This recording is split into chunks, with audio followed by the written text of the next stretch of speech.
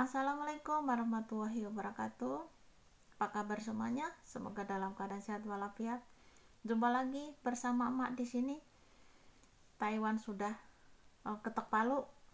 Kalian sudah pada tahu ya.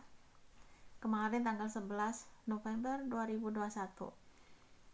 Nah, sekarang saya mau memberi info buat kalian yang masih menunggu keberangkatan, apa aja yang dibutuhkan selama di karantina 14 hari ditambah lagi 7 hari, apa saja.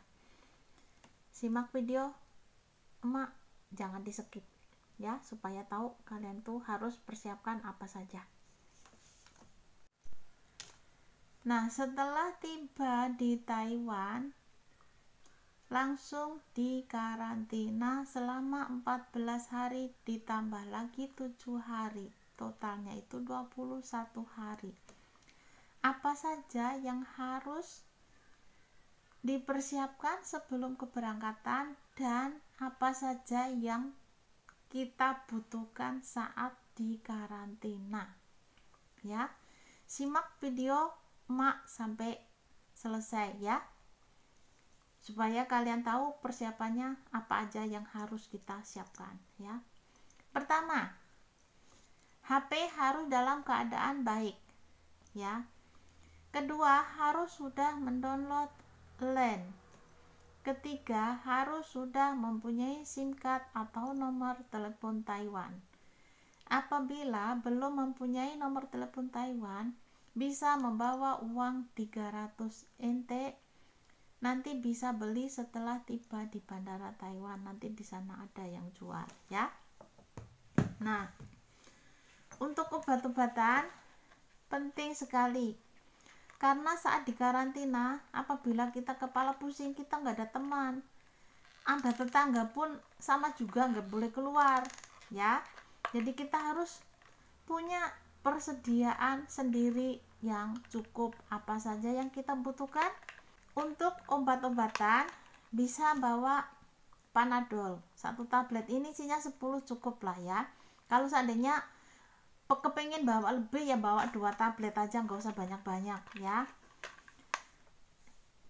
Terus bisa juga kalian bawa obat yang lainnya yang biasa kalian makan kalau kepala pusing ya.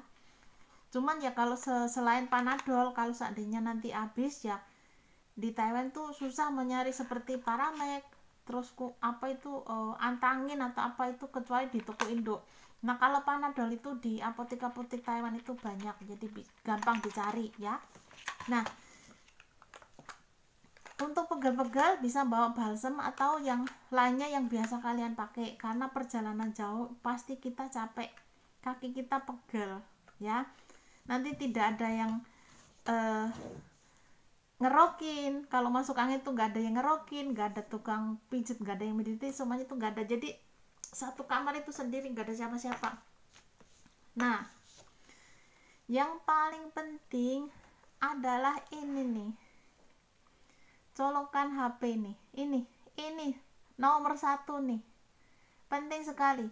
Nah, colokan itu di Indonesia kan bulat, di Taiwan tuh gepeng ya. Jadi colokan harus bawa yang gepeng seperti ini, karena colokan di Taiwan tuh begini yang gepeng ya. Jadi ini harus bawa.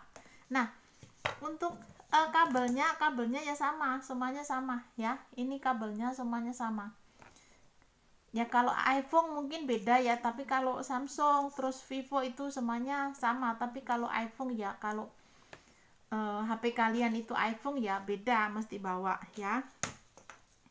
Terus lagi ini harus diperiksa ya, apakah kabelnya ini masih layak dipakai, karena dulu itu saya pernah mengalami itu, nyampe tempat karantina itu kabelnya itu dibuat nyolong itu rusak, jadi telepon lose, kabel saya nggak bisa dipakai, HP-nya nggak bisa dicas, ini gimana ya, saya nggak bisa nolong.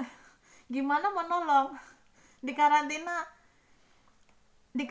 di Taiwan tuh, benar-benar kita tidak bisa nolong kecuali diri sendiri ya. Jadi tidak ada istilahnya minta tolong, saya nggak ada balsem minta tolong antarin balsem, terus saya nggak ada colokan, minta tolong anterin colokan, itu nggak ada ya. Jadi harus semuanya harus sedia dari rumah ya. Terus baju dingin ya, karena di Taiwan sekarang udah musim dingin, jadi baju dingin harus bawa ya. Bawa termos yang kecilan aja itu untuk air anget gitu. Jadi kan udah musim dingin, jadi minumnya tuh anget gitu, jadi nggak terlalu dingin gitu. Tapi kalau di karantina itu ke tempatnya biasanya sih tempat daerah-daerah yang jauh-jauh sana, tempat yang panas-panas sana, dekat gunung biasanya. Yang dulu-dulu, kali ini ya nggak tahu kita di mana, di karantinanya itu di mana kita nggak tahu ya. Terus masker juga harus bawa lebih ya, karena selama karantina itu 14 hari tambah 7 hari 21 hari ya. Kalau seandainya di perjalanan ada bersin terus merasa kotor, itu ya harus diganti, jangan sampai nggak ganti berhari-hari gitu ya. Jadi selama di karantina itu juga masker tiap hari harus ganti gitu. Jadi masker paling tidak itu bawa 30 sampai 50 cukup lah.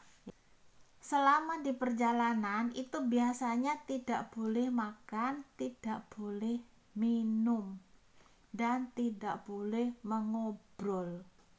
Nah, itu penting itu ya. Kalau seandainya haus ya harus bisa nahan sampai tempat karantina. Nah, sampai karantina itu biasanya itu sudah mau pagi, sekitar jam 3, jam 4. Karena dari Indonesia itu kan pesawatnya terbang itu jam 2.20 apa jam 2.30. Sampai Taiwan itu sekitar jam 8, 9-an lah ya.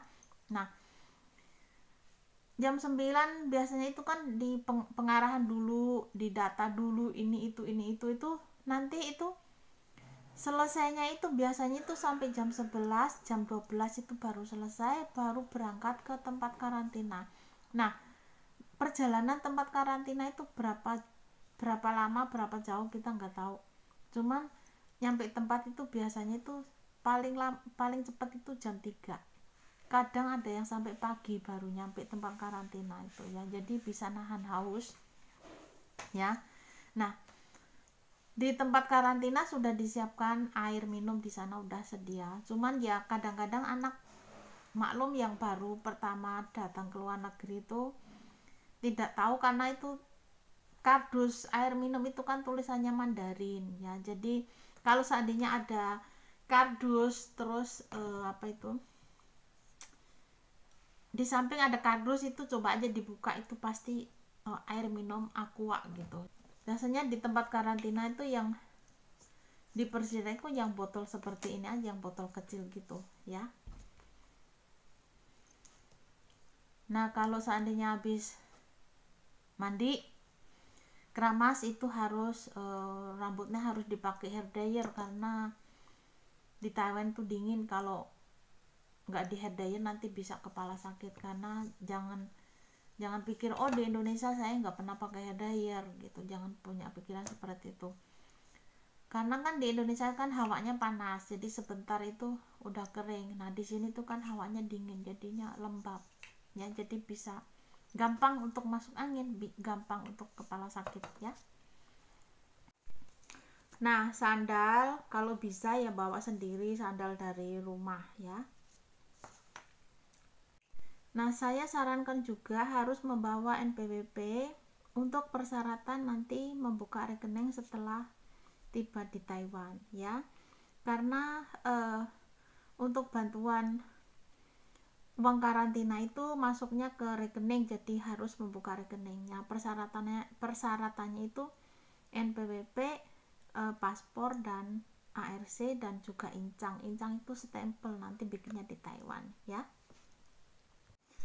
Nah, sekian info dari Mak, semoga bermanfaat buat kalian. Jangan lupa like, komen, dan subscribe. Terima kasih. teman-temanku, sahabatku dimanapun berada yang selama ini sudah support Mak ya.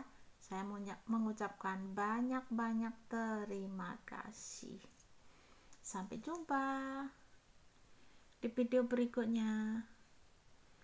Waalaikumsalam warahmatullahi wabarakatuh.